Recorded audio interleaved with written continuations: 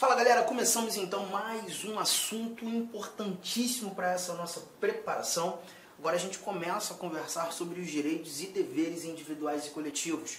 O famoso artigo 5º do texto constitucional, o dispositivo mais longo da nossa Constituição. E aqui a gente tem muita informação, né? Nós iremos conversar sobre várias recomendações aqui, tratar dos vários direitos, das várias liberdades, falar de remédios constitucionais, falar de muita coisa, né? Sou o professor Arthur Damasceno e a nossa matéria de direito constitucional começa a ganhar um novo corpo agora, quando olhando para esse nosso artigo 5º. Vamos lá, vamos começar aqui tratando do título 2 da nossa Constituição, dos chamados direitos e garantias fundamentais, mas em seu capítulo 1º, os direitos e deveres individuais e coletivos. Bom, a gente começa fazendo a leitura desse caput, esse cabeçalho, dessa abertura que diz que todos são iguais perante a lei, sem distinção de qualquer natureza, garantindo-se aos brasileiros e aos estrangeiros residentes no país a inviolabilidade do direito à vida, à liberdade, à igualdade, à segurança e à propriedade nos termos seguintes. E aí nós temos os vários 79 incisos que serão desbravados por nós nesse nosso bate-papo. Importante lembrar que aqui o nosso Constituinte, abrindo o artigo 5º, ele já traz que todos são iguais perante a lei. É aqui que a gente já começa a verificar a ideia de um chamado princípio da igualdade, né? O princípio da igualdade que traduz a ideia de sermos todos iguais, mas nós perceberemos que em alguns momentos, só limpar aqui, em alguns momentos nós teremos algumas diferenças que precisam ser levadas em consideração. Essas diferenças que nós veremos no decorrer do nosso estudo são diferenças importantes, diferenças que não ofendem o princípio da igualdade, porque na realidade essas diferenças existentes, elas vão buscar nada mais que garantir a igualdade. Muitas vezes há necessidade de se tratar desigual, se tratar diferente, para que consigamos atingir um resultado de justiça social, de igualdade. É tanto quanto paradoxo, no primeiro momento, né, você imaginar tratamento diferenciado para igualar, mas é justamente o que nós veremos. E não sei se você percebeu, nesse nosso caput, o Constituinte ele já traz uma abertura dos valores que nós iremos estudar de maneira mais específica, quando falando da vida, do direito à vida, as várias liberdades, a própria igualdade, a segurança, e aqui a gente fala de segurança pessoal, a gente fala de segurança jurídica e a propriedade. A gente também tem muita coisa relacionada à propriedade no âmbito dos direitos fundamentais. Mas lembre-se que esses vários direitos, de acordo com o caput do artigo 5º, eles são destinados aos brasileiros e aos estrangeiros residentes no país. Mas o Supremo Tribunal Federal também já nos mostrou em orientação que esses direitos eles não estão apenas destinados aos brasileiros e estrangeiros residentes, né? Todo e qualquer indivíduo que aqui no Brasil se encontrar, ainda que esteja em trânsito, nós teremos essa possibilidade, né, da aplicação dos direitos fundamentais. Arthur, mas todos? Não, todos não. Até porque quando a gente começa a estudar direitos fundamentais, nós não estudamos apenas o artigo 5º. O artigo 5º é apenas a abertura dos direitos fundamentais. Por isso, título 2, Direitos Fundamentais, capítulo 1, Direitos e Deveres Individuais e Coletivos. Mas aqui a gente também vai ter que estudar os direitos sociais, nós também temos estudo sobre nacionalidade brasileira, sobre os direitos políticos e a tal da cidadania, que nós até conversamos lá nos princípios fundamentais. Então a gente vai verificar que, por exemplo, a nacionalidade brasileira não é para qualquer indivíduo. O estrangeiro, por exemplo, que tem a pretensão de se tornar um nacional, de conquistar a nacionalidade brasileira, ele vai ter que atender a algumas regras. Alguns requisitos precisam ser cumpridos. Dentre esses requisitos, a residência no Brasil. Para se tornar um brasileiro naturalizado, é necessário residir no Brasil. Arthur, por quanto tempo?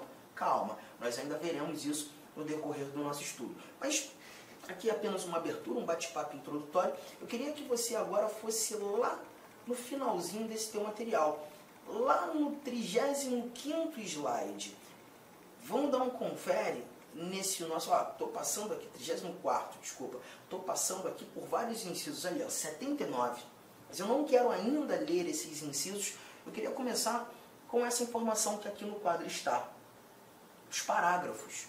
Parágrafo 1º, parágrafo 2º, parágrafo 3º e o parágrafo 4º da nossa Constituição, no nosso artigo 5º. Tá?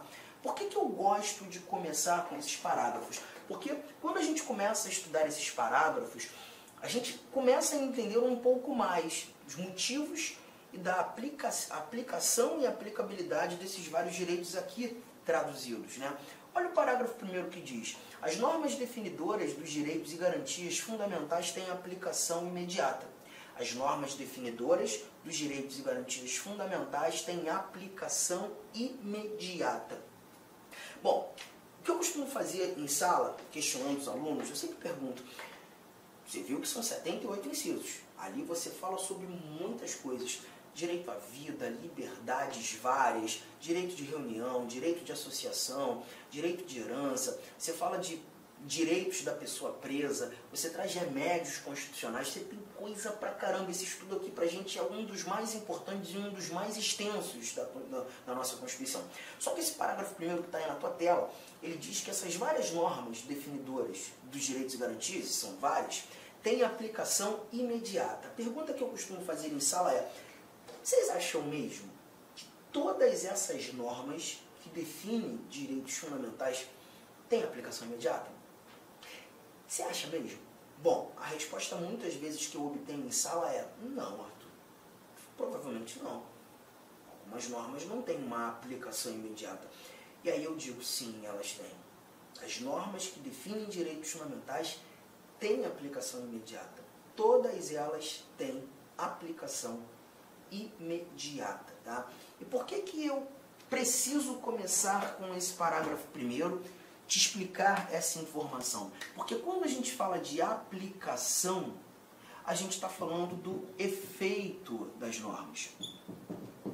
Do efeito das normas. E eu preciso que você guarde que toda norma constitucional tem efeito imediato. Toda norma constitucional tem efeito imediato. Inclusive essas, que traduzem os chamados direitos fundamentais. A partir do momento que o Constituinte diz que aquele direito é meu, inseriu aquele direito fundamental no texto constitucional, aquele direito é meu de imediato. O direito fundamental passa a ser meu imediatamente a sua introdução no âmbito dos direitos e deveres individuais e coletivos, no âmbito dos direitos fundamentais. Até porque esse parágrafo 1º fala dos direitos e garantias fundamentais, não só o artigo 5º. Tá? O efeito é imediato.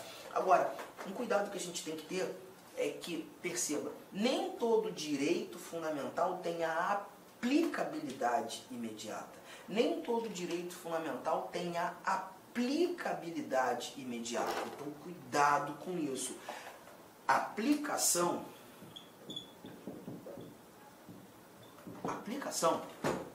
essa palavra tem um significado diferente da palavra aplicabilidade.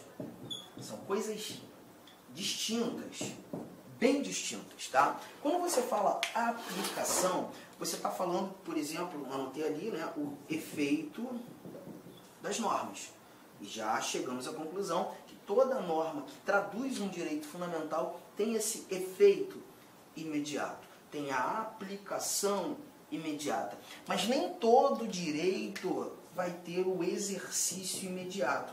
A aplicabilidade diz respeito ao exercício do direito, ao poder exercer aquele direito a hora que eu quiser ou imediatamente. Nem todos eles apresentarão esse efeito, esse exercício, essa aplicabilidade imediata. Vamos começar a mostrar alguns exemplos. Anotou isso aqui? Efeito e exercício. Anotou isso aqui? E agora a gente começa a trazer alguns exemplos. Eu vou te mostrar um exemplo aqui muito bom, um exemplo que eu gosto muito, que é o que a gente encontra aqui no nosso inciso de número 40. Inciso 40. Deixa eu apagar aqui para que o seu exame seja nítido. Olha o que temos nesse nosso inciso 40. Esse inciso 40, ele fala justamente 40. Ele traz pra gente o princípio da irretroatividade da lei penal. Princípio da irretroatividade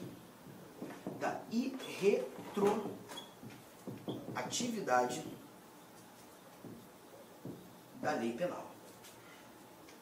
E o que nós encontramos aqui no princípio da irretroatividade da lei penal? Lê comigo.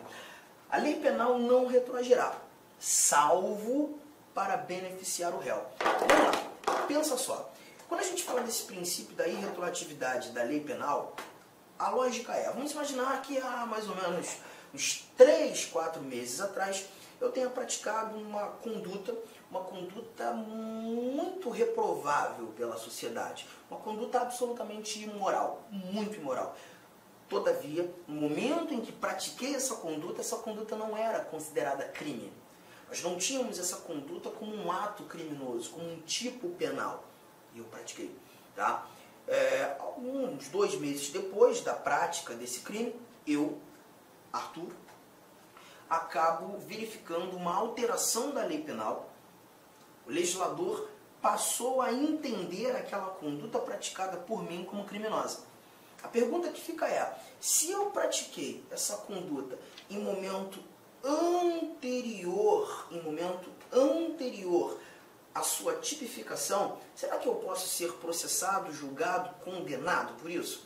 Bom, não. Então eu estou percebendo que o chamado princípio da irretroatividade da lei penal é uma proteção que eu tenho. E quando a gente verifica, estuda o artigo 5º, nós veremos que em vários desses dispositivos, o que o Constituinte quis trazer foi proteção.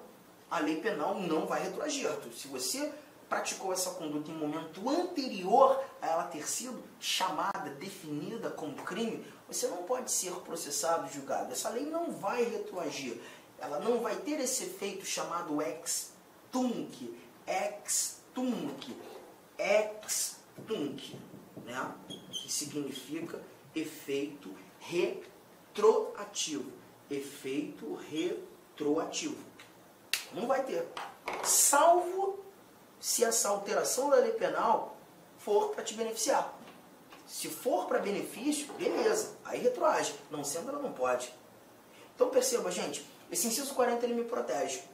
É uma norma que define um direito fundamental. A pergunta que te faço é, eu dependo de alguma lei abaixo da Constituição, algum ato normativo que complemente a Constituição para ter essa proteção, ou a própria norma constitucional ela já foi suficiente em me proteger? A leitura já garantiu efetivamente a proteção. Você está chegando à conclusão que essa leitura já me protege. Então já estou chegando mais uma conclusão. A norma ela é suficiente. A norma ela é integral. A norma ela é completa. A proteção que essa norma quis me dar, ela conseguiu. Ela não depende de mais nada. A norma tem uma eficácia direta. A norma tem uma eficácia imediata. A norma é de exercício imediato. A proteção ela é imediata.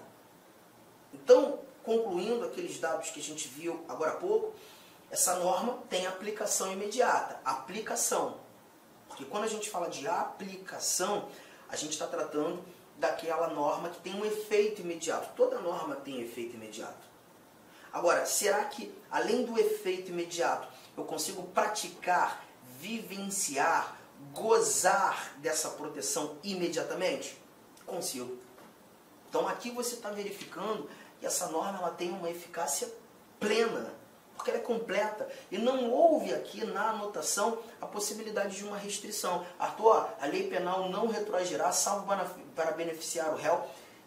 No entanto, se você fizer isso aqui, ela pode retroagir para te prejudicar. Não tem essa exceção. Não existe essa possibilidade escrita, prevista, de se diminuir a minha proteção. A proteção está lá. A norma não retroage em prejuízo. Tamo junto, tranquilo. Então a gente está percebendo essa norma como uma norma de eficácia plena. Só que, peraí, eu tenho que colocar alguns detalhes aqui na sua anotação. Deixa eu trazer, pela primeira vez, a tela branca, porque esse papo aqui é um papo muito importante a título de prova. Nesse momento, a gente vai começar a analisar a classificação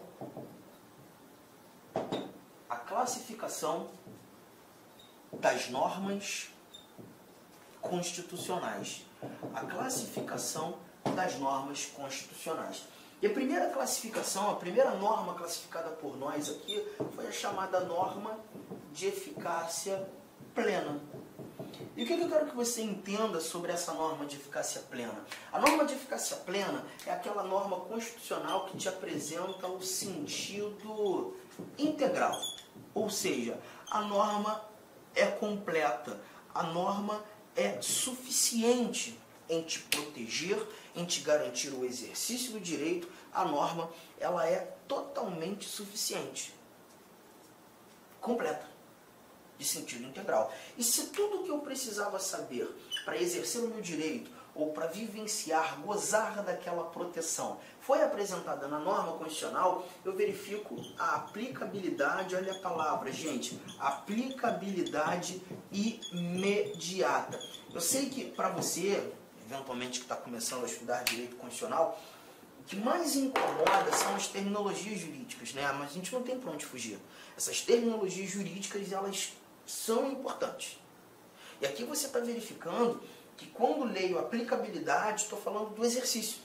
O exercício é imediato porque a norma é completa. A norma constitucional ela foi suficiente. E essa é a primeira classificação que a gente está trazendo aqui. Agora, eu não sei se você já reparou, se não, vai reparar comigo. Olá, meus amigos! Inicialmente eu quero pedir licença para vocês, pois interrompi os seus estudos, mas essa videoaula aqui da Lá Concurso é uma videoaula demonstrativa para você conhecer a qualidade do nosso site, conhecer os nossos professores. Eu quero passar um recado para você. Se você quer continuar a assistir o restante dessa videoaula, você quer fazer um dos nossos cursos específicos para a Prefeitura de Lucas do Rio Verde, então clique aqui embaixo e converse com um dos nossos atendentes. Atenção, os nossos cursos, nós temos 8, 9 cursos a partir de R$20. É isso mesmo, né? Professor, quais são os cursos da Lá Concurso? Olha aqui, temos 3 conhecimentos básicos, né? Um para fundamental, médio e superior. Todos eles, a partir de, são 10 parcelas de R$20. Tá? Curso aí para técnico administrativo educacional, área da secretaria, 10 de 35. Ajudante administrativo, 10 de 35. Fiscal de postura, 10 de 35. Fiscal de tributos, 10 de 35. E, claro, a nossa cereja do bolo, professor de pedagogia, 10 de 35. Inclusive, a nossa professora titular aqui da Lá Concursos, para quem não conhece a Lá Concurso é uma empresa cuiabana. Nós estamos trazendo o quê? Estamos trazendo a professora Márcia Argil, lá do Rio de Janeiro. Ela chega dia 28 para gravar completaço o quê? A parte de conhecimentos específicos, que é a parte pedagógica. Tá certo, meus amigos? Então venha estudar conosco aqui na Lá Concurso, que eu tenho certeza que você não vai se arrepender e vai ficar fã de carteirinha do nosso site. Um forte abraço, fique com Deus. Tchau, tchau.